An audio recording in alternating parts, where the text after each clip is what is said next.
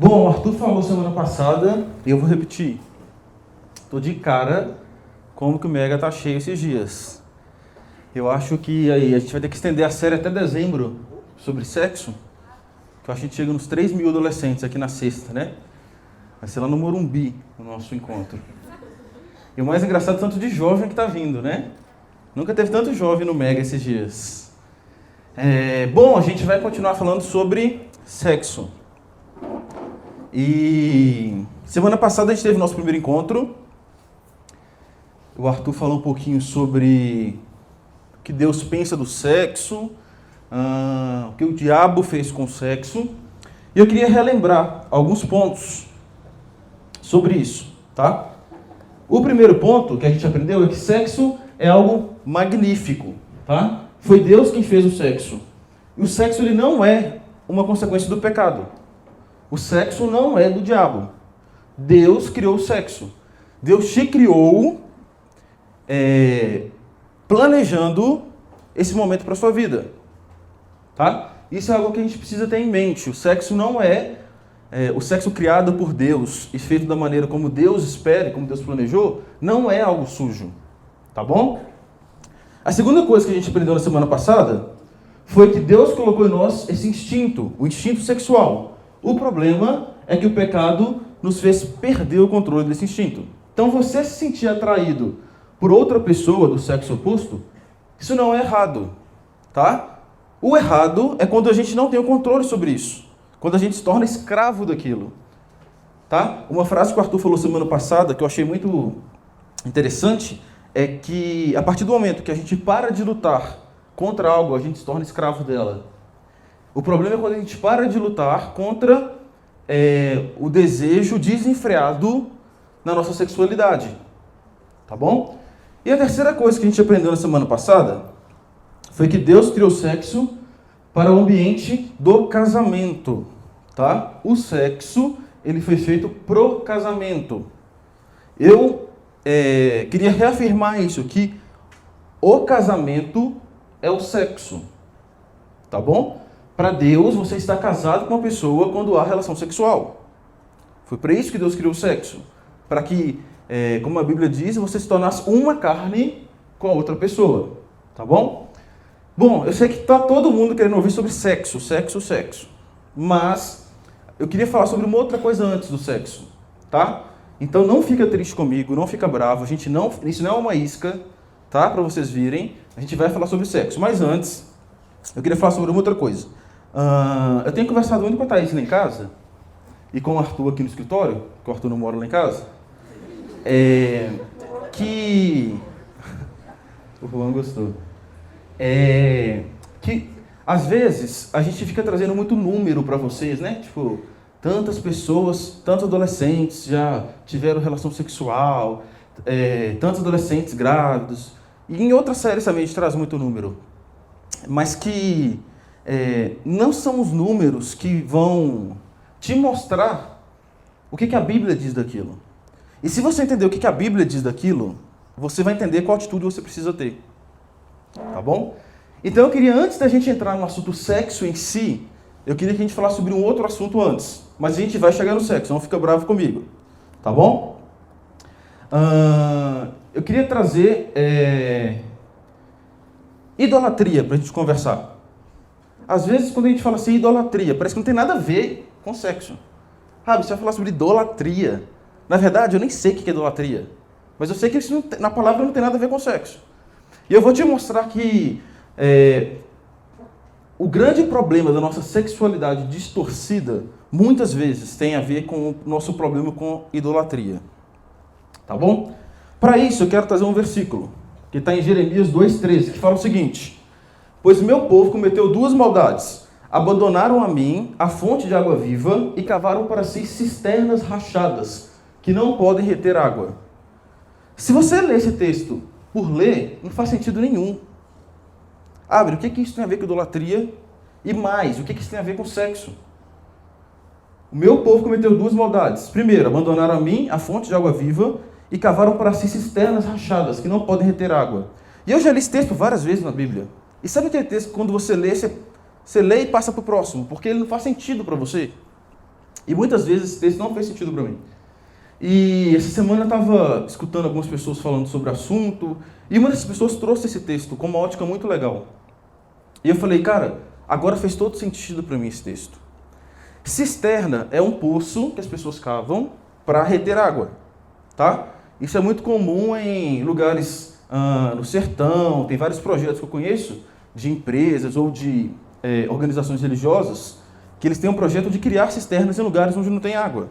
E o que esse texto está falando é o seguinte, olha, o problema é que vocês cometeram 2 erros. O primeiro foi me abandonar, eu que sou a fonte de água viva. E o segundo erro é que vocês estão construindo para vocês cisternas inúteis, as cisternas estão todas rachadas. Tá? E aí eu queria trabalhar com vocês uma coisa, olha só, essa primeira parte do que eu vou falar é uma parte bem difícil de entender algumas coisas. Então não pisca, não conversa, porque se você perder um momento do que eu vou falar, lá no final não vai fazer sentido para você. Mas eu quero construir isso com vocês juntos, tá bom? Lá na Bíblia, muitas vezes aparece a palavra pecados, no plural, e aparece a palavra pecador, no singular, tá bom? E eu quero entender junto com vocês por que às vezes a Bíblia está falando de pecados e por que às vezes a Bíblia está falando de pecado, tá bom? Vamos lá, pecados. Quando a Bíblia fala sobre pecados e pecados, são situações, são contextos diferentes. Quando a Bíblia cita pecados, isso significa que são comportamentos, pensamentos, falas que desagradam a Deus. Isso são pecados, tá? Mentira, um pensamento impróprio na sua sexualidade, tudo isso, aquilo que você pensa, é aquilo que você faz que desagrada a Deus, tá bom? Toda vez que a Bíblia usa a palavra pecado, ela está se referindo ao pecado original, a central dos pecados. Então, quando a Bíblia usa pecado, ela está dizendo o seguinte, olha, é o problema do pecado, é a raiz de todos os outros pecados, tá? Entendo bem isso. Como é que eu posso ilustrar isso? Pensa numa árvore de maçã.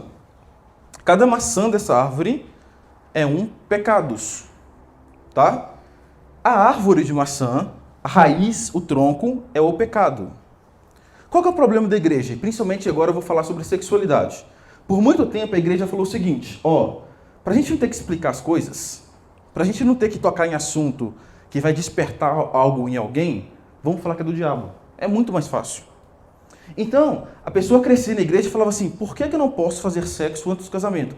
Porque é pecado, ponto. Porque sexo antes do casamento é do diabo, ponto. Mas nunca entenderam qual era a raiz desse problema. Só que pensa comigo, você acabou de chegar na rede, você acabou de chegar na igreja. A primeira coisa que a pessoa vai te falar é o seguinte, olha, a partir de agora, você não pode falar palavrão, tá? Pensa comigo, palavrão, ok? Arranquei essa maçã da árvore, a maçã palavrão. Só que um mês depois, o que acontece com a árvore? Nasce outra maçã. E aí a igreja voltava lá e falava assim, agora eu vou tirar outra maçã. Agora eu vou tirar a maçã da roupa indecente. Olha, você agora é da rede, você é um cristão. Você não pode usar essas roupas mais. Vou arrancar essa maçã, tá bom? Arranquei a maçã das roupas indecentes. Só que o que acontece um mês depois? Nasce outra maçã. E se você quer que essa árvore pare de dar maçãs, o que você precisa fazer? Arrancar essa árvore? Você precisa ir lá na raiz dessa árvore e acabar com essa raiz dessa árvore. Se aqui na Casa Rede a gente tem várias árvores de frutas. Se eu quero que uma árvore saia dali, eu não posso arrancar um galho dela. Eu preciso arrancar a árvore. Eu preciso colocar veneno na raiz dessa árvore. Tá bom? Quando eu entendi isso, uma coisa fez muito sentido para mim. Que não basta a gente focar na mudança de comportamento, se a gente não focar na mudança do coração. Tá bom? Não basta a gente focar assim, olha, a partir de hoje eu não vou mentir mais. Isso é um excelente começo. Só que, se você não entender o porquê que você não pode mentir, se você não entender o porquê você mente, não faz sentido. Porque vai chegar uma hora que você vai mentir de novo. Porque vai nascer outra maçã da mentira. Então a gente precisa entender o seguinte, quando a gente fala sobre sexualidade incorreta, sexualidade imprópria na nossa vida, a gente precisa atacar a raiz desse problema. A gente não pode atacar a maçã. Porque quando a gente arranca uma maçã, vai fazer muito efeito, mas é temporário. Porque outras maçãs vão nascer. Ou aquela mesma maçã que a gente arrancou vai nascer de novo. E aí, fez todo sentido agora a segunda parte do texto que a gente leu. Talvez você está aqui no Mega, ou na Rede, ou em qualquer outro ambiente de uma igreja, e a sua vida inteira você está arrancando maçã da sua vida. Você chega aqui no Mega e a gente fala sobre Jesus. Ele é. Uau! Então agora eu entendi que eu preciso honrar Jesus. Legal, excelente. Aí você arranca aquela mentira do falar palavrão. Beleza. Só que aí aquela série passou. Se eu te perguntar aqui agora quais foram os temas dos encontros da série, você não vai nem lembrar mais. E aí essa maçã ela vai voltar em outro momento. E aí vai ter uma outra série muito legal, que chama A Viagem. Aí você vai falar assim, decidi uma coisa. Eu preciso tirar a maçã da mentira, do palavrão. Aí você arranca aquela maçã de novo. E a gente fica arrancando maçãs a nossa vida inteira. Quando a gente esquece que a gente precisa tratar a raiz desse problema. E aí faz sentido, olha só, o texto que a gente leu. Antes eu queria citar um cara. Olha que legal que esse cara falou. Presta atenção nessas frases dele. Ele chama David Foster. Pois aqui está outra coisa que é verdadeira. Nas trincheiras do dia a dia, da vida adulta, não existe tal coisa como o ateísmo. Já falando o seguinte, não existe ateísmo. Tá? Não existe tal coisa como a não adoração a algo. Todo mundo adora algo. A única alternativa que temos é o que adorar. Uma excelente razão para escolher algum tipo de Deus ou ser espiritual para adorar, seja Jesus Cristo, seja Alá, seja Yahvé, ou a deusa da fertilidade, ou as 4 verdades nobres do budismo, ou um conjunto de princípios éticos infalíveis, é que qualquer outra coisa que você adorar te comerá vivo. Se você adora dinheiro ou coisas materiais, se essas coisas estão onde você encontra o verdadeiro sentido para a sua vida, então você nunca terá isso suficiente. Nunca sentirá que tem o suficiente daquilo. É verdade. Adore o seu próprio corpo e beleza, seu poder de sedução, e você sempre se sentirá feio. E quando o tempo e a idade começar a aparecer, você experimentará a morte milhares de vezes antes que você finalmente seja enterrado. Adore o poder. Você se sentirá fraco e temeroso e precisará de mais poder sobre os outros para manter o medo à distância. Adore seu intelecto, a sua inteligência. Seja visto como inteligente. Você terminará se sentindo estúpido, impostor, sempre próximo de ser descoberto. De certa forma, todos nós já sabíamos disso tudo. Já foi codificado em mitos, em provérbios, em clichês, em comentários, em ditados ou em parábolas. O esqueleto de toda a grande história. O segredo é manter diariamente a verdade consciente na sua consciência. E agora, quem é que esse cara que falou isso tudo? Esse cara era um ateu assumido, tá? Ele reconhece na fala dele a impossibilidade de um ser humano viver sem adorar alguma coisa. O que esse cara está falando não existe como você viver sem adorar alguma coisa. Isso é impossível. Eu sou ateu e eu estou falando isso. A única opção que temos é o que adorar. A gente precisa escolher alguma coisa para adorar. Sua assustadora percepção. Os ídolos vivos comem seus adoradores. E esse cara cometeu um suicídio em 2008. O que esse cara está falando? Cara, eu sou ateu. E sabe qual foi a conclusão que eu cheguei? Que ninguém vive sem adorar alguma coisa. Até mesmo eu que sou ateu. Só que tem um problema. Que quando eu escolho alguma coisa terrena para adorar, seja dinheiro, seja beleza, seja poder, isso te come vivo. Isso te mata todos os dias. Porque você nunca vai ter isso suficiente. Você nunca vai se sentir satisfeito, completo e repleto com isso. Tá bom? O que esse cara está falando? Crer em Deus é um passo de fé. Crer na ciência também é um passo de fé. Todos nós temos a necessidade de crer em alguma coisa. Tá? O problema é que a gente precisa escolher em que crer. E aí, voltando ao texto que a gente leu, todos nós precisamos de água. Nenhum ser humano sobrevive sem água. Todo mundo aqui tem sede, todo mundo aqui precisa beber água. Porque se você não beber água, você morre. Tá? Então, vamos voltar lá no texto que a gente leu. Olha só. Pois o meu povo cometeu 2 maldades. Primeiro, abandonaram a mim a fonte de água viva. Segundo, cavaram para si cisternas rachadas, que não podem reter águas. Agora presta bastante atenção.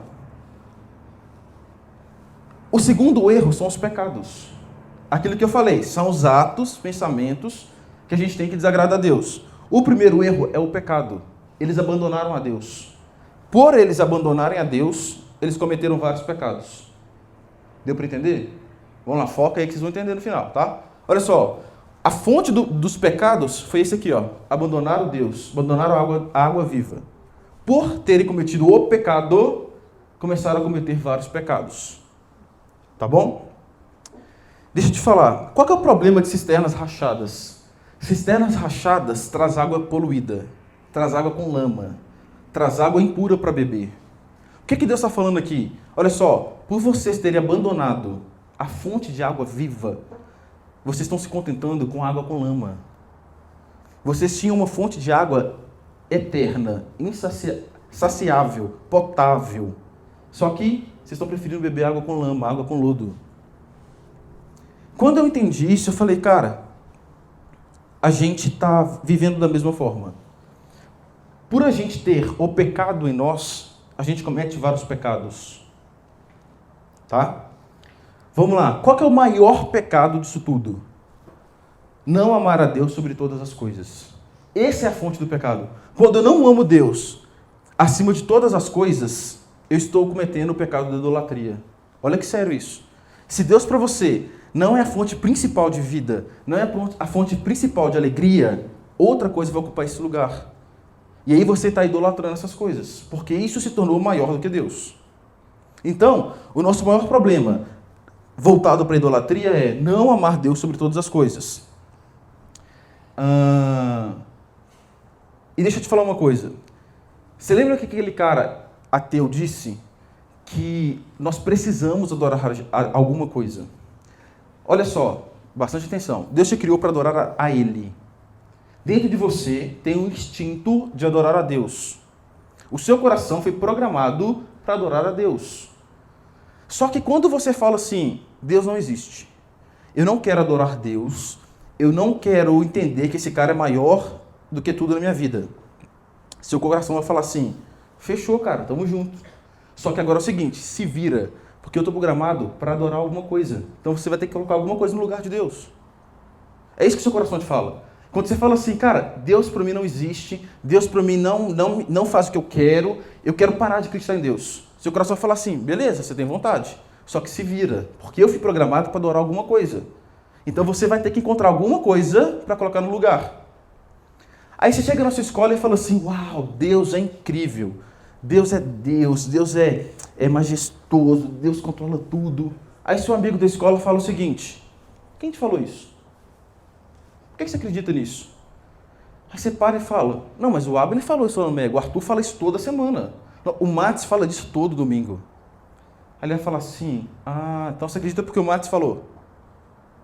Aí você fala, não, é porque está na Bíblia, está escrito no livro isso. Então você acredita no livro. E aí dá uma bugada na cabeça da gente. Só que esse mesmo cara, ele acredita na ciência. E aí você fala com ele assim, mas por que você acredita que o mundo surgiu disso? Porque um cientista falou. Então você acredita num cara. Não, porque está no livro de ciências. Então você acredita no livro. Vocês estão vendo que é a mesma coisa? A questão é, você escolhe a quem adorar. Você escolhe em quem acreditar. A questão é, você sempre vai acreditar em alguma coisa. O seu coração tem essa necessidade de acreditar em alguma coisa. Tá? Não existe a opção não beber. Vou pegar o texto de novo. Não existe a opção não adorar algo. Então vamos traduzir isso para o texto. Não existe opção de não beber água. Você já deve ter visto algum filme, alguma história de pessoas que ficam, numa caverna, ou sofrem um acidente, fica desaparecido. Esses caras bebem sangue. Esses caras bebem água suja. Esses caras bebem urina. Sabe por quê? Porque não existe opção não beber. Abner, eu jamais beberia isso. Cara, se você ficar uma semana sem beber água no deserto, o que aparecer na sua frente você está bebendo. O que aparecer na sua frente você bebe. Sabe por quê? Porque não existe opção não beber. Da mesma forma, no seu coração não existe a opção de não beber da água da vida. Ele quer beber da água da vida, mas você escolhe entregar essa água para ele ou entregar outra coisa no lugar. Vamos lá, eu vou chegar no sexo. Relaxa, tá? Eu sei que vocês estão querendo saber do assunto, eu vou chegar lá.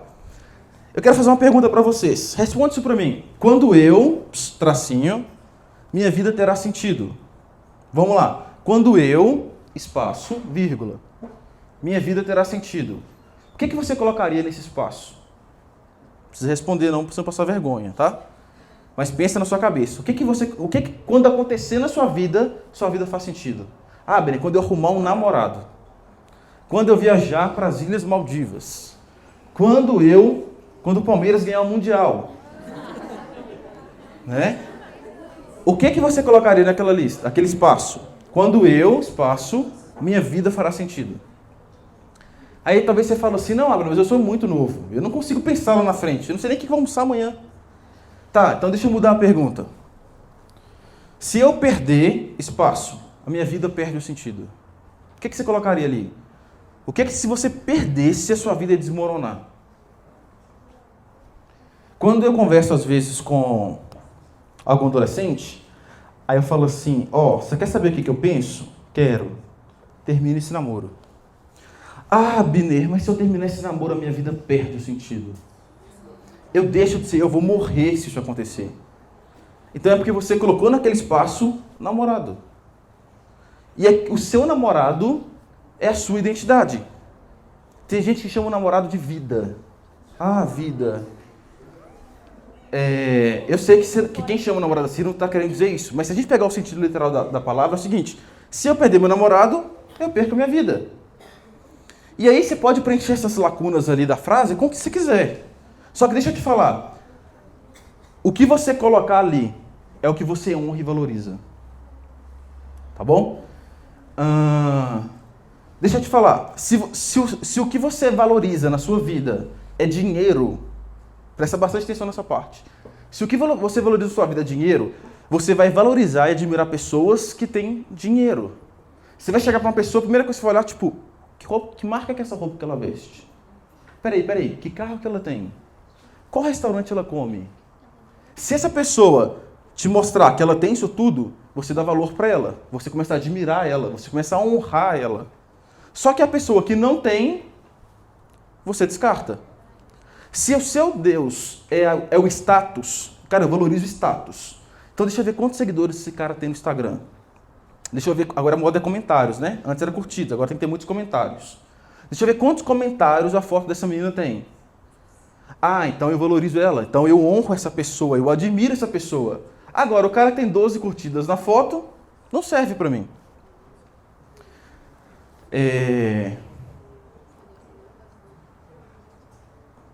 Se o seu Deus é a sexualidade, se você admira sexo o tempo todo, você vai olhar para uma pessoa e vai falar assim, deixa eu ver se ela tem um corpo legal. Deixa eu ver as roupas que ela veste, se me chama atenção. Só que, pensa comigo, como que eu passo a admirar e honrar uma coisa? Por observação. Então, se você cresceu numa casa onde seu pai só fala de dinheiro, a gente precisa de dinheiro, nós estamos acabando nosso dinheiro, não vamos comprar aquilo porque é dinheiro, você vai crescer falando assim, eu existo para ganhar dinheiro. Porque isso aqui é o que acontece. Se você cresce num ambiente onde seus pais só falam sobre viagem, não, porque a gente precisa viajar, não consigo ficar um mês sem viajar isso, viajar aquilo, você vai crescer imaginando, tá, então eu existo para viajar, porque eu cresci num ambiente onde isso é valorizado. Então, pensa comigo, quando você começa a se alimentar de sexualidade. E aí, eu quero te falar uma coisa. O problema da sexualidade... comecei a falar de sexo, né? Ficou legal. O problema da sexualidade não é quando você assiste um vídeo pornográfico. Não é quando você se masturba. O problema da sexualidade é quando você começa a abrir concessões para que isso aconteça. É quando você começa a abrir várias portas na sua vida para que isso aconteça. Então, você só chegou na masturbação porque você abriu um monte de porta. Sabe aquela série que você vê que só tem bobeira? Abre, não, mas eu sou muito maduro. Eu assisto aquilo ali, mas aquilo ali não faz sentido. Eu sei separar umas coisas. Tá. Sabe aquela música que você escuta, que só fala disso? Você abriu uma segunda porta na sua vida. E aí você vai abrindo várias portas. Quando você assusta, você já está lá na frente. Deixa eu te falar uma coisa. A idolatria vai destruir as suas relações, porque elas separam as pessoas entre as quais têm valor e as que não têm valor, porque nem todas têm a imagem do seu Deus.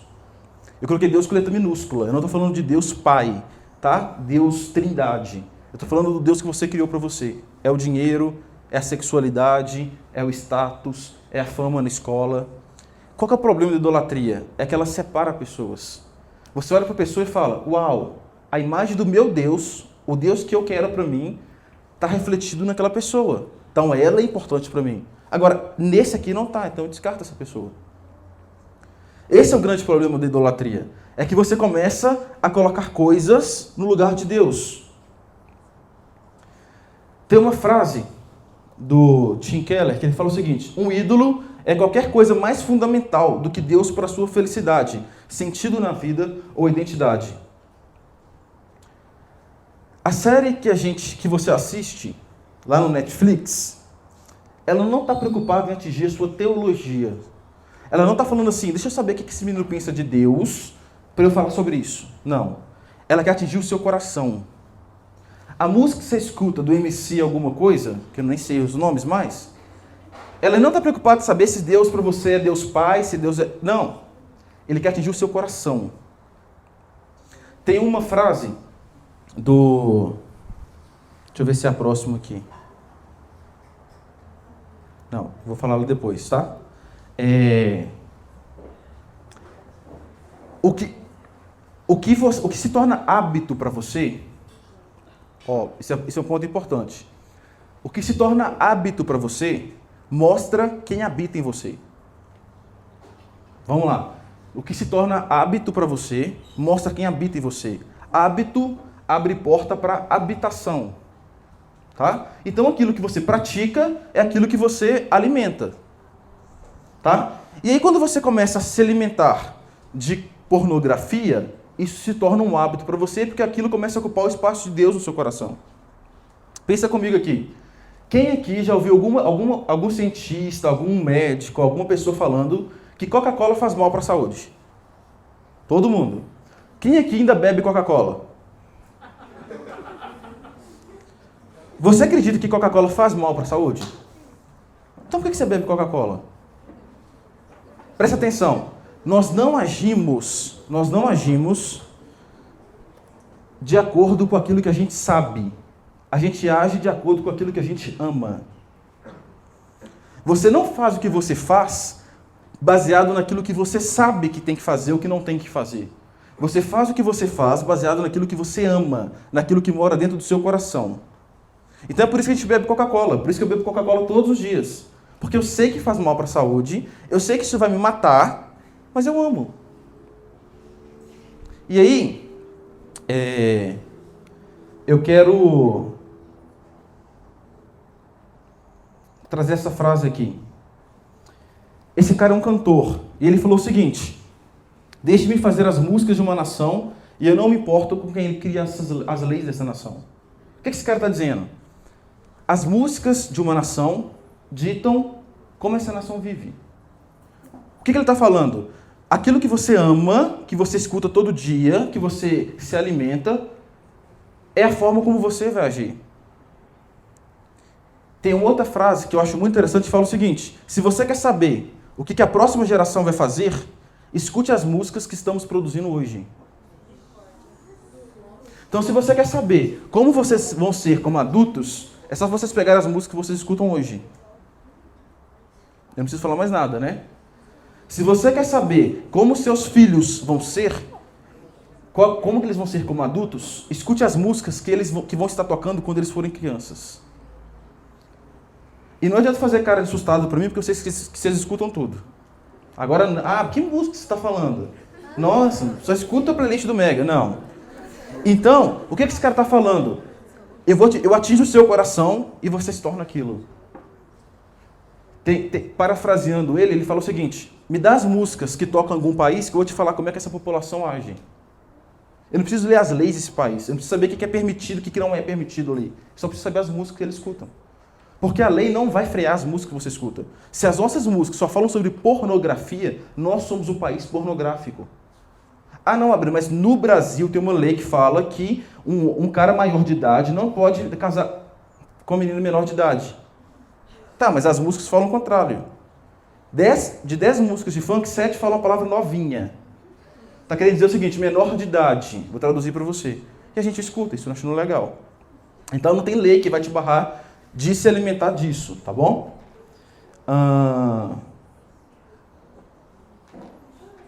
Deixa eu te falar uma coisa. A sua identidade não está naquilo que você tem. Não está na pessoa que você vai perder. Tá? A sua identidade não está em quem você perdeu. A sua identidade está em Jesus Cristo, que morreu por você numa cruz. Então não acho que a sua identidade está no seu namorado. Não acho que a sua identidade está no cara que você é apaixonado na escola, mas que está namorando a sua melhor amiga. Sabe por quê? Porque se a sua identidade estiver nisso, você vai morrer rapidinho. É aquilo que o cara falou. Todo dia você vai morrer, antes de ser enterrado. Tá? E eu quero abrir um parênteses. Me diga qual música você escuta, que eu te digo as leis dessa nação. E eu quero falar o seguinte. Me diga os stories que você posta, que eu vou dizer os seus hábitos, quem habita em você. E eu vou ser bem direto, tá? Não acha que você esconder os stories da liderança do Mega te fazer pro céu. Sabe por quê? Eu tenho uma lista no meu computador de todo mundo que eu sei que esconde os stories. Isso só me mostra quem habita em você. Porque se o seu pai não pode ver aqueles stories, se o seu líder não pode ver aqueles stories, é porque tem coisa ali que não tem que ser postado. Então, deixa eu te falar uma coisa. Da aula que vocês estão fazendo, a gente já faz mestrado. Tá? Então, se você acha que, eu vou postar um stories aqui de um negócio, e aí o Abre não vai ficar sabendo. Eu sei de tudo. Tá? O Arthur sabe de tudo. E deixa eu te falar. Os stories que você posta me mostra quem habita em você. A música que você posta no stories dançando me mostra quem habita em você. A festa que você posta, que você vai lá nos stories, me mostra quem habita em você. Não, mas tem uns stories que eu posto para a liderança ver, para meus pais verem. Tem stories que chega tudo na gente, tá? E aí, eu conversei com uma mãe esses dias, ela falou assim, nossa, Abner, mas eu nem sabia que a minha filha postava isso. E eu descobri o seguinte, que tem filho que consegue esconder o que posta dos pais. Cara, deve ter algo muito errado no que você posta. Porque se você tem vergonha do que seus pais vejam isso, primeiro, você não honra seus pais. Segundo, quem habita em você não é Jesus Cristo. Tá? Pode fechar que eu já não estou bravo mais não. Bom, vamos falar de sexo então. É isso que vocês querem? A gente vai falar sobre sexo. E eu trouxe um texto que fala o seguinte. Olha esse texto que legal. Agora ficou todo mundo bravo, né? Tá. Labão lhe disse, você não deve trabalhar de graça para mim só porque somos parentes. Tá? Diga-me qual deve ser o seu salário. Labão tinha 2 filhas. A mais velha se chamava Lia e a mais nova se chamava Raquel. Olha que esse texto está em Gênesis. E olha como é que o autor de Gênesis ele é tadinho. A Lia deve ser muito feia. Que ele fala o seguinte: os olhos de Lia eram sem brilho. Eu acho que ele queria dizer o seguinte: Lia era feia. Mas eu não vou escrever isso na Bíblia porque vai ficar ruim. Então eu vou colocar que os olhos de Lia eram sem brilho. Mas Raquel tinha bela aparência e rosto atraente. Visto que Jacó estava apaixonado por Raquel, disse a Labão, trabalharei para o Senhor por 7 anos, se me der Raquel, sua filha mais nova, para ser minha esposa. Olha só, Jacó chega para Labão e fala o seguinte, olha, eu quero trabalhar para você, estou a fim de trabalhar para você, estou aqui porque você precisar. Só que Labão fala o seguinte, não, mas eu tenho que te pagar alguma coisa para você trabalhar para mim. E aí Jacó, espertão, falou assim, então vamos combinar então. Eu trabalho 7 anos de graça para você. E no final do 7º ano, você deixa eu casar com sua filha, Raquel. Cara, quando você escuta essa história, você fala assim, uau, que romântico. Cara, o cara vai trabalhar 7 anos, capinando o quintal, só para casar com a menina, com a filha do cara. Eu preciso achar alguém que vai trabalhar 7 anos por mim. Só que é o seguinte, cara. A continuação desse texto mostra que a intenção de Jacó não era ser romântico. Não era que Lia era mulher especial, virtuosa para ele. Isso mostra que Jacó tinha um vazio muito grande dentro dele. Muito grande. E que ele entendia que ele ia preencher esse vazio com Raquel.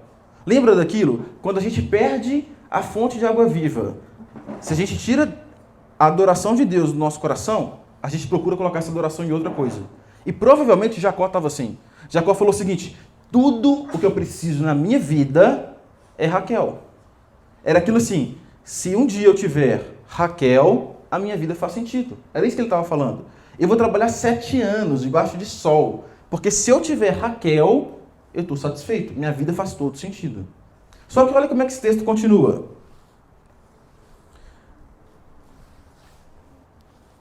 Então Jacó trabalhou 7 anos por Raquel. Ele amava tanto que lhe pareceram apenas alguns dias. Chegada a hora, Jacó disse a Labão: cumpri minha parte do acordo. Agora dê-me a minha esposa, para que eu me deite com ela, para que eu faça sexo com ela. Labão convidou toda a vizinhança e preparou uma grande festa de casamento. À noite, porém, quando estava escuro, Labão tomou Lia, que era a filha feia, e entregou a Jacó. E Jacó se deitou com ela. Na manhã seguinte, quando Jacó acordou, viu que era Lia. Então Jacó perguntou a Labão: o que o senhor fez comigo? Trabalhei 7 anos por Raquel. Por que o senhor me enganou? Cara, como que alguém vai para a cama com uma menina, dorme, faz sexo com ela e só no outro dia vê quem que é? A Bíblia não fala isso, tá? A Bíblia não fala isso. Mas provavelmente Jacó estava muito bêbado. Porque as festas de casamento antigamente duravam uma semana, com tudo liberado. Só que olha só, na hora lá do casamento, tá entregue, o que Labão falou? Opa, eu vou dar a Lia, eu quero que ela vá embora de casa, Raquel fica.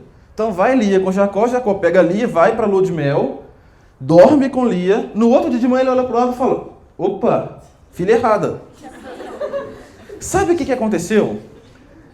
Jacó estava tão sedento de Raquel, Jacó estava tão fissurado em Raquel, que ele queria sexo. E na hora do vamos ver, ele nem olhou quem que era. Jacó estava desesperado para fazer sexo. Cara, ele deitou com a mulher.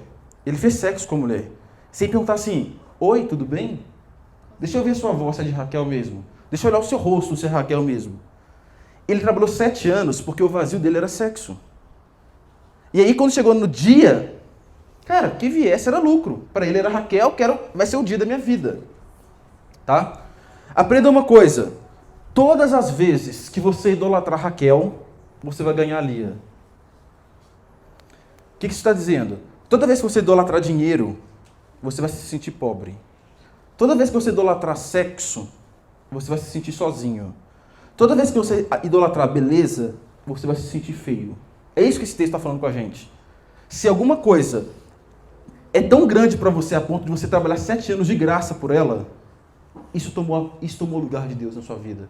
E você nunca vai estar satisfeito com isso. Então, tome muito cuidado com aquilo que você está idolatrando. Toda vez que a gente entra num relacionamento, num namoro, tentando arrancar algo da pessoa, a gente termina sozinho. Então, não acha que namoro foi feito para você se satisfazer. Não acha que o sexo no casamento foi feito para você se satisfazer. O sexo no casamento é para você dar prazer para o outro.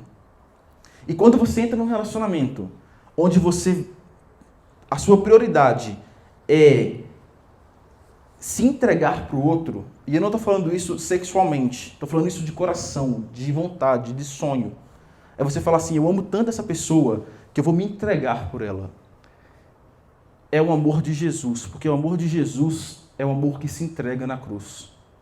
Então, quando eu decidi namorar com a Thaís, eu só comecei a namorar com a Thaís porque eu cheguei para ela e falei assim: você é capaz de cuidar do meu coração muito melhor do que eu cuido.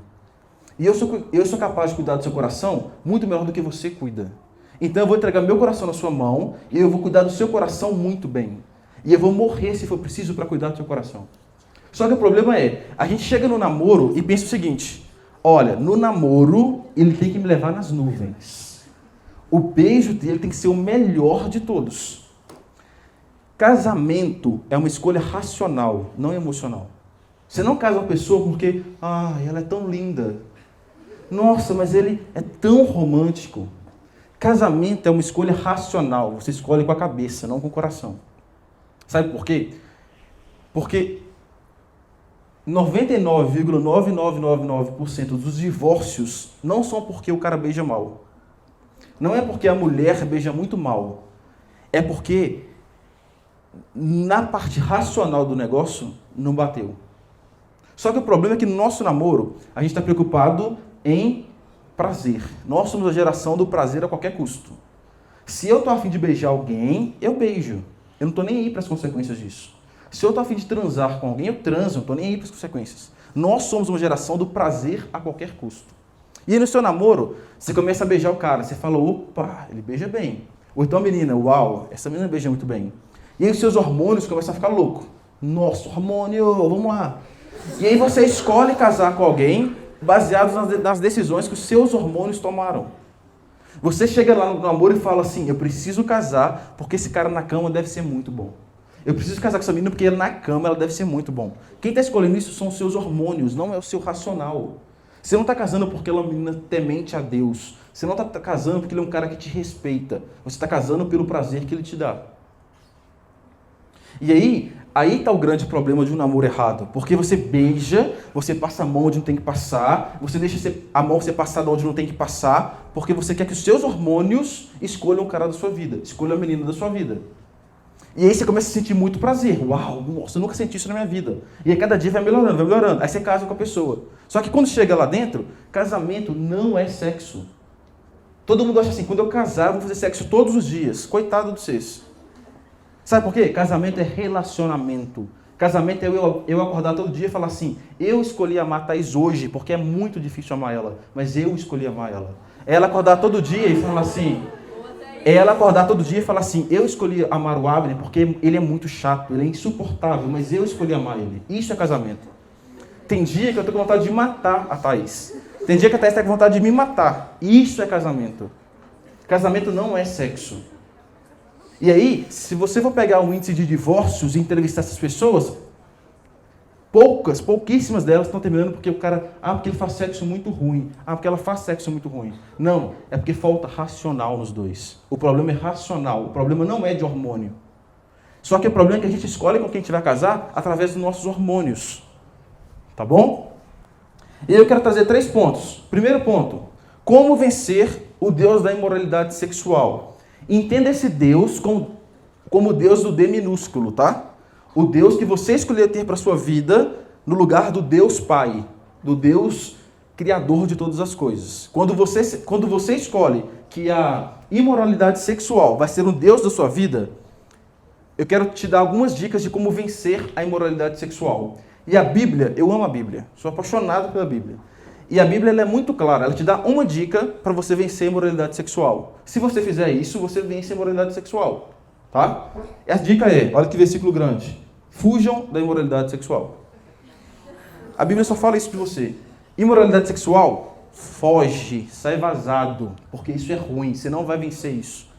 O problema é que a gente lê a Bíblia como se fosse um buffet self-service. Isso eu quero hoje, isso aqui eu não quero, isso aqui eu não quero entender. Não, isso aqui eu quero trazer para minha vida, esse aqui já não quero. A Bíblia é clara, foge, ponto. A Bíblia não fala assim, foge se você não der conta, foge se ele for feio. A Bíblia não fala isso. A Bíblia fala assim, fujam da imoralidade sexual. O nosso problema é esse. A gente escuta o que a gente quer e a gente absorve o que a gente quer. Tá? Com a imoralidade sexual, você não brinca. Você não é super-herói. Quando o cara vier te beijar e aquilo provocar alguma coisa em você que não é o que Deus quer, foge. Não, Abra, mas eu me seguro. Eu consigo chegar lá na linha do negócio e parar. Deixa eu te dar um texto que a Bíblia fala sobre isso. Olha só. Assim, Potifar entregou tudo que possuía aos cuidados de José. E, tendo-o como administrador, não se preocupava com nada, exceto com o que queria comer. Potifar era um cara muito rico, muito rico. E ele entregou tudo que ele tinha para José, tomar conta. Ele falou assim, olha, administra todos os meus bens, tudo. Eu confio tanto em você que eu vou deixar tudo na sua mão. É como se você pegasse o cartão do banco, a senha, entregasse para o seu amigo do lado e falasse assim, olha, confio tanto em você, faz esse dinheiro render para mim. Quero nem saber o que você está fazendo não, eu confio em você. Tá bom? José era um rapaz muito bonito, de bela aparência, e logo a esposa de Potifar começou a olhar para ele com desejo. A mulher era casada com o chefe dele, olhou para ele e falou assim, eu quero é ele. Tá? E ela falou o seguinte: venha e deite-se comigo. José recusou e disse: o meu senhor me confiou todos os bens de sua casa e não precisa se preocupar com nada. Ninguém aqui tem mais autoridade do que eu. Ele não me negou coisa alguma, exceto a senhora, pois é mulher dele. Como poderia eu cometer tamanha maldade? Estaria pecando contra o meu Deus. E o texto continua. A mulher continuava a assediar José diariamente, mas ele se recusava a deitar com ela. Certo dia, porém, quando José entrou para fazer seu trabalho, não havia mais ninguém na casa. Só tinha a mulher lá dentro e José. Ela se aproximou, agarrou José pelo manto e exigiu: venha, deite-se comigo, venha fazer sexo comigo. José se desvencilhou e fugiu da casa, mas o manto ficou na mão da mulher. Quando ela viu que José tinha fugido, mas que o manto havia ficado na mão dela, chamou seus servos. Vejam, disse ela, meu marido trouxe esse escravo hebreu para nos fazer de bobos. Ele entrou no meu quarto para me violentar, mas eu gritei. Quando ele me ouviu gritar, saiu correndo e escapou, mas logo largou seu manto comigo. E aí a história continua. O que eu quero te falar é o seguinte: o que José fez? Fugiu. José não falou assim: vamos ver até onde eu posso ir. Deixa eu ver até onde eu consigo segurar. José, eu imagino essa cena, imagina a mulher agarrando José. José falou assim: o quê? Tchau. José sai empurrando, e a Bíblia fala que a capa de José ficou na mão dela. Esse cara deve ter saído igual um tiro da mão dela. José fugiu. O que a Bíblia está te falando é: com a imoralidade sexual não se brinca, foge. Foge porque a gente não dá conta. Tá? Antes de querer ter intimidade com alguém, você precisa entender o que é ter intimidade com Jesus Cristo. Antes de você querer entrar no quarto e fechar a porta com alguém, você precisa entrar no quarto e fechar a porta com Jesus Cristo. E aí você vai entender o que é alguém te satisfazer por completo. E aí você não vai aceitar qualquer coisa. O problema é que vocês estão doidos para entrar no quarto e fechar a porta com alguém. Só que você nunca entrou no quarto e fechou a porta para falar com Jesus. Você nunca teve intimidade com Jesus. Você quer ter intimidade com o cara da sua escola ou com a menina da sua sala. Tá? José tinha intimidade com Deus e ele escolheu fugir. Segundo ponto, como vencer o Deus do namoro impróprio? Tá? Eu namoro, estou pensando em namorar, só que o meu namoro, ou a forma como eu vejo o namoro, eu sei que não agrada a Deus. Como que você faz para você fugir disso? Tá? O tempo de namoro é hora de você escolher alguém para casar. Tá bom? Jacó, ele trabalhou 7 anos para se casar com Raquel. No dia, na hora H, na noite de lua de mel deles, você sabe a surpresa que foi. E às vezes, o que acontece? Você namora com a Raquel. Você olha para a menina e fala: uau, é a menina mais linda do mundo. Ou então, é o cara mais pinta da escola. E você namora com Raquel, você namora com Raquel, você namora com Raquel. E aquilo ali vai apimentando. Só que quando chega no casamento, você descobre que não é Raquel, é Lia. Por quê? Porque no seu namoro, você alimentou uma expectativa sexual naquilo, você deixou os seus hormônios escolher por você, só que no casamento você vai chegar e falar assim: é isso. Cara, peraí, você é um Deus para mim. Eu te coloquei num altar e é isso que você vai me oferecer? E você descobre que você se casou, na verdade, com Lia. Namoro não é sobre você. Namoro é sobre o outro. O problema é que você fala assim: nossa, Abner, eu não achei ninguém pronto para mim ainda. Talvez você não está pronto para ninguém ainda. Só que a gente escolhe o quê? Não, alguém tem que estar preparado para mim. Alguém tem que ser assim, tocar na banda da Red, tem que ser um cara malhado, um cara... Nossa, o cara tem que ser íntimo de... Você tem que ver Jesus na vida dele. Mas deixa eu te perguntar, as pessoas veem Jesus na sua vida?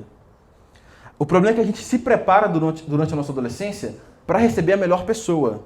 Mas a gente não se prepara para ser a melhor pessoa para alguém. Então, vocês não estão na idade de namorar para casar. Porque namoro é para casar. Se você está novo para casar, você está novo para namorar. Então, se prepare, porque um dia vai chegar alguém que vai falar assim: uau, eu acho que Deus te trouxe para a minha vida. E aí você vai olhar e vai falar assim: peraí, essa pessoa reflete Jesus, essa pessoa é íntima de Jesus, mas eu também sou. Eu sou a melhor pessoa para oferecer para esse cara, porque eu me preparei para isso. Eu sou a melhor pessoa para me oferecer para essa menina, porque eu me preparei para isso. Então, não passe a sua vida esperando a pessoa perfeita chegar para você. Passe a sua vida se tornando a pessoa perfeita para alguém. Namoro e casamento não é sobre receber, é sobre dar. Então, não case achando que você merece receber tudo, que você não. Se case e namore com alguém porque você vai se doar para ela.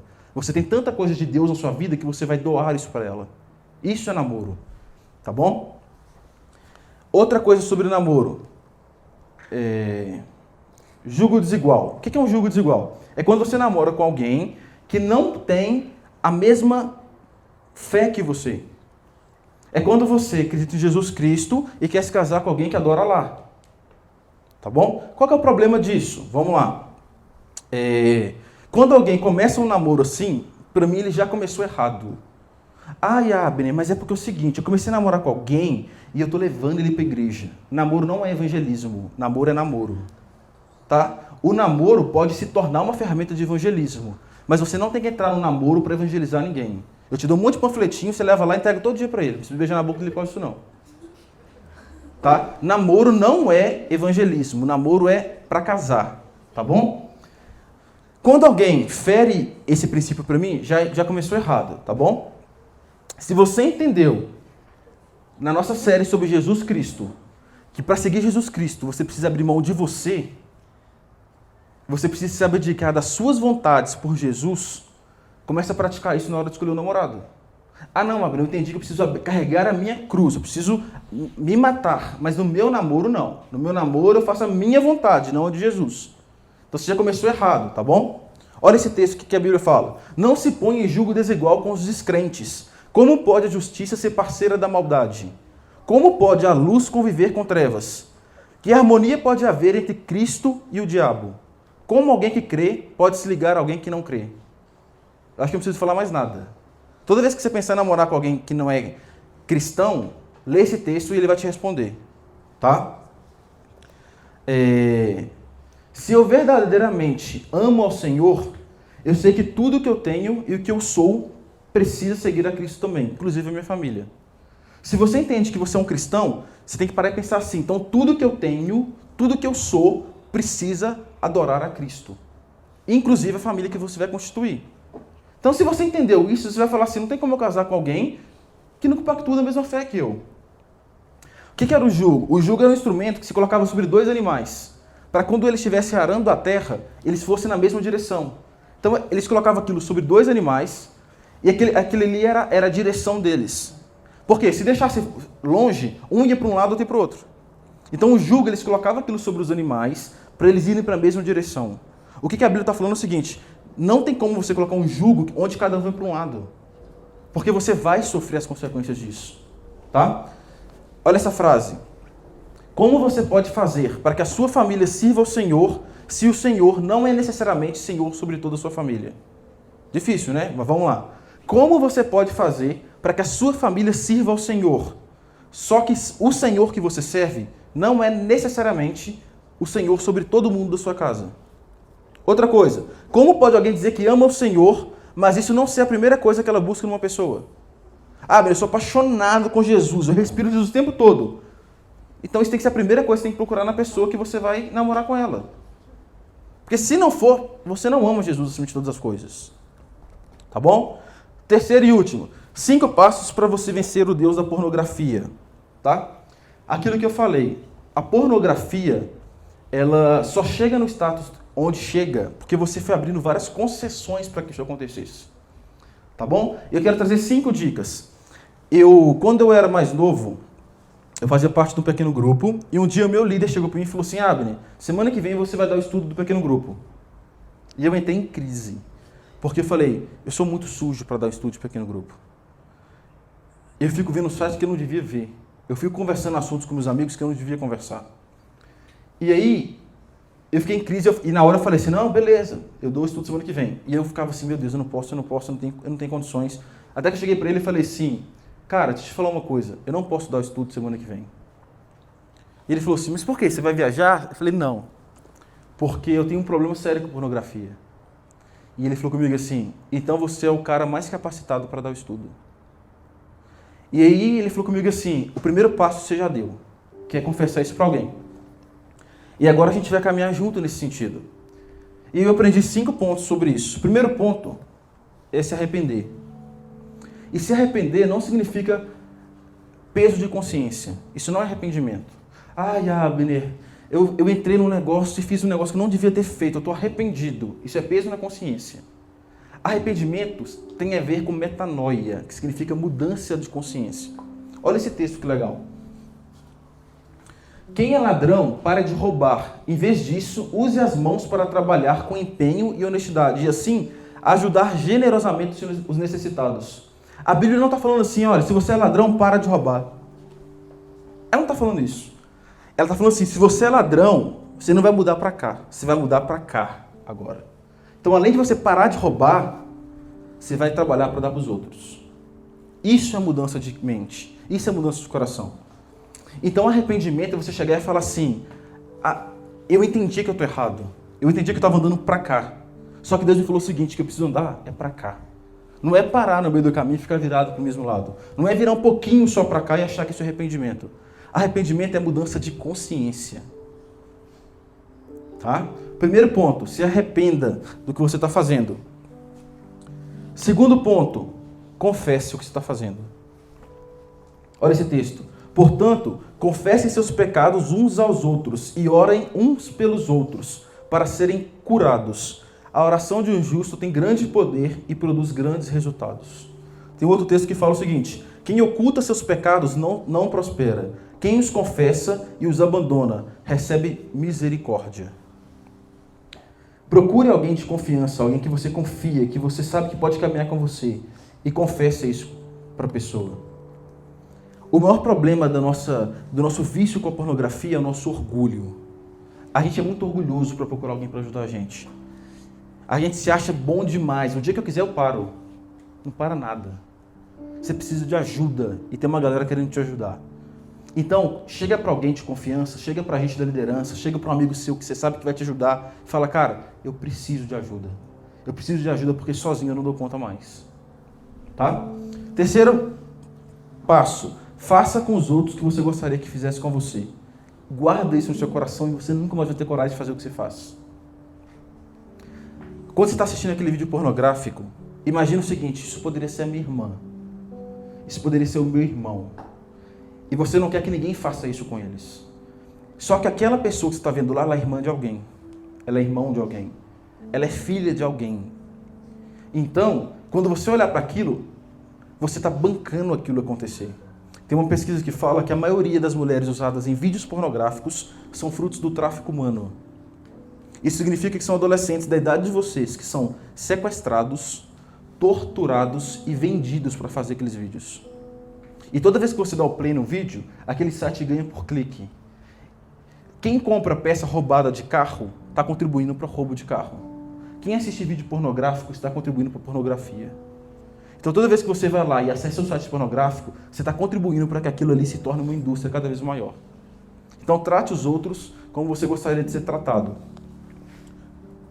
Quarto ponto, tolerância zero. Não existe só mais uma vez. Não existe só mais uma semana, é tolerância zero. Se você sabe que o seu computador no quarto te faz pecar, corta o fio da internet com a tesoura. Coloca o computador lá no meio da sala. E você só vai entrar no computador quando você estiver assistindo o Jornal Nacional. Tá? Ah não, Abre, mas é porque eu consigo no meu... Não consegue. Joga aquilo pela janela. É tolerância zero. Não existe essa de, só isso aqui. Eu vou chamar aquela menina. Oi, sumida. Você sabe o que você quer com ela. Então é tolerância zero. Apaga o número dela do seu celular. Se o Instagram te faz pecar, apaga o Instagram. Tá? Último ponto sobre como vencer o Deus da pornografia. Encontre satisfação em Jesus Cristo.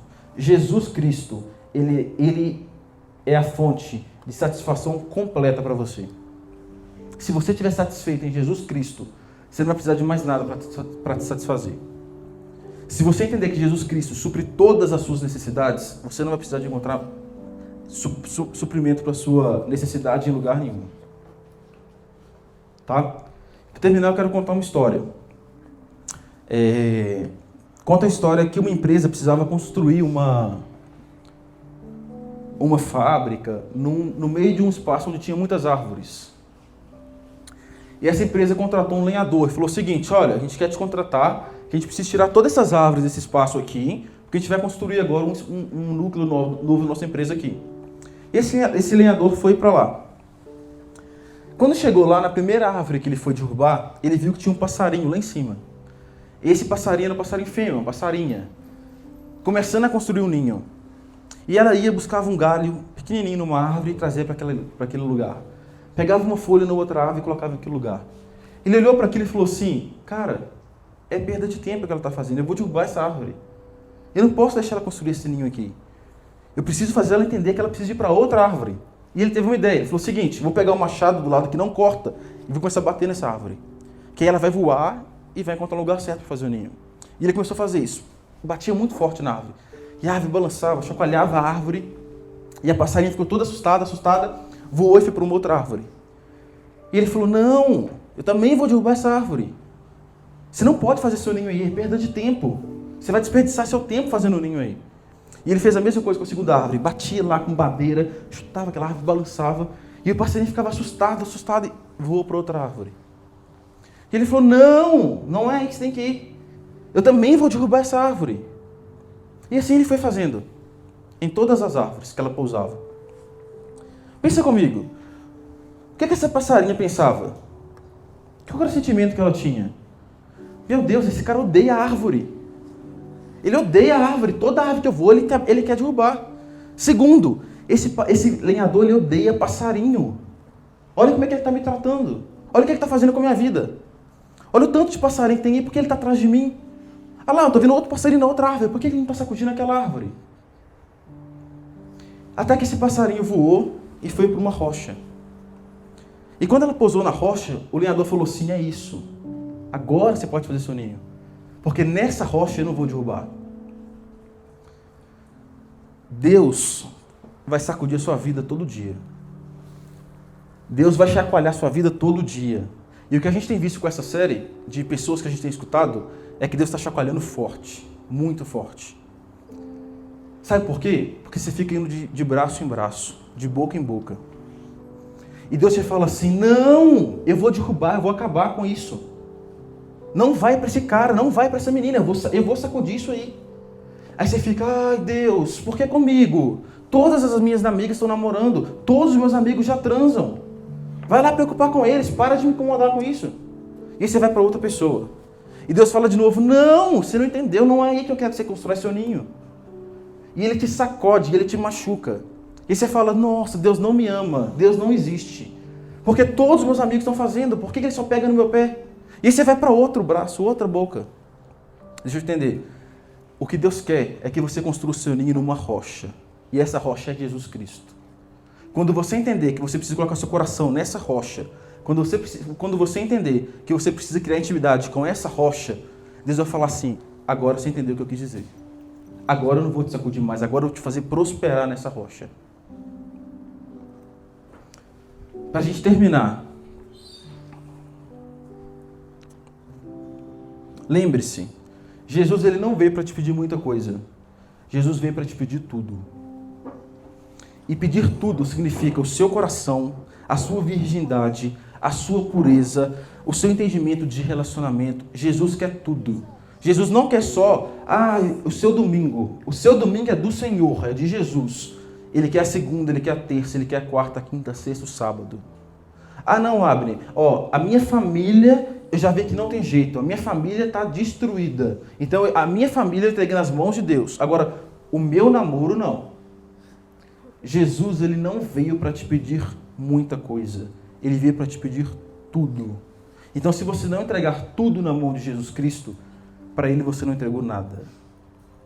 Jesus não existe meio termo, não existe metade Jesus, metade não Jesus. Ou é tudo, ou é nada. Então, entenda e faça um compromisso com você de entregar sua sexualidade nas mãos de Jesus. Quando eu era mais novo, eu quis namorar várias meninas. Eu já contei isso no meu PG e outras vezes.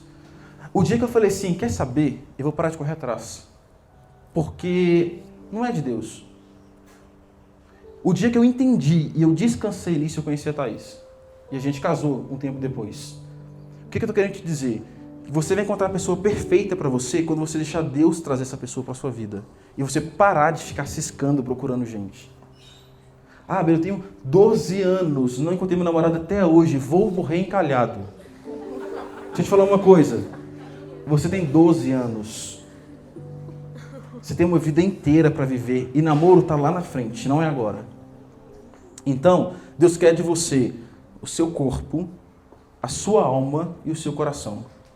Deus não quer um desses três ou dois desses três, tá? Para a gente praticar, para a gente refletir e praticar. Primeiro, encontre satisfação em Jesus Cristo. Ele é suficiente. Para de achar que namorado, namorada, ficação, rolezinho, qualquer coisa que você chame isso, vai te satisfazer, porque isso vai te destruir. A sua satisfação precisa estar em Jesus Cristo. Tá bom? Segunda coisa, cuide do seu coração, da sua alma e do seu corpo. É o que você tem de mais precioso. Não entregue isso na mão de qualquer pessoa, pelo amor de Deus. Tá? Terceira coisa, procure ajuda. Todos nós precisamos confessar e abandonar os nossos pecados. Só assim a gente vai ser curado. Quando você confessar o seu pecado e quando você procurar ajuda para abandonar o seu pecado, você vai ser curado do seu pecado. Então, para de querer caminhar sozinho e corre atrás de gente para te ajudar. Você tem líderes de pequenos grupos, você tem um monte de líder aqui no Mega que está assim, olha, eu posso te ajudar. A gente vai caminhar juntos com isso. Eu lembro que quando eu procurei ajuda sobre pornografia, o meu pastor me mandava mensagem toda semana. E aí, como é que tá? Me conta como é que tá acontecendo. Eu falava, cara, eu caí de novo. E ele falava, vamos lá, sacode a poeira e vamos de novo. E a gente ia. E ele me levava para casa dele, a gente estudava sobre isso, a gente conversava sobre isso. E foi aí que eu entendi que eu precisava vencer e que eu podia vencer aquilo.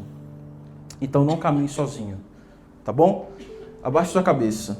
Deus, obrigado porque o Senhor tem chacoalhado a nossa vida. O Senhor não nos deixa pousar ninho em árvore e construir história, Deus, onde a gente não tem que construir.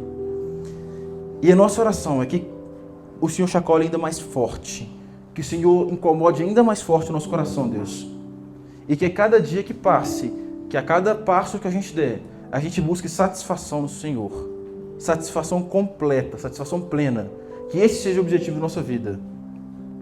Que a gente entenda que para a gente vencer nossos pecados, a gente precisa se arrepender. E se arrepender não significa cortar uma maçã, significa jogar veneno na raiz. E é isso que a gente quer fazer, Deus. Que a nossa sexualidade e a nossa vida por completo seja linkada, seja vinculada a Deus, ao que o Senhor quer para a nossa vida. E que nada tire o nosso foco, que nada tire o nosso olhar disso. Essa é a oração que eu te faço. Em nome de Jesus. Amém.